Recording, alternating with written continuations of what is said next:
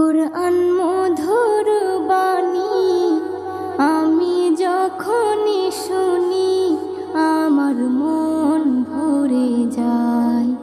কুরআন মধুর বাণী আমি যখনই শুনি আমার মন ভরে যায়।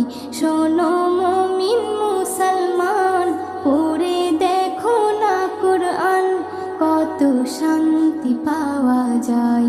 কুরআন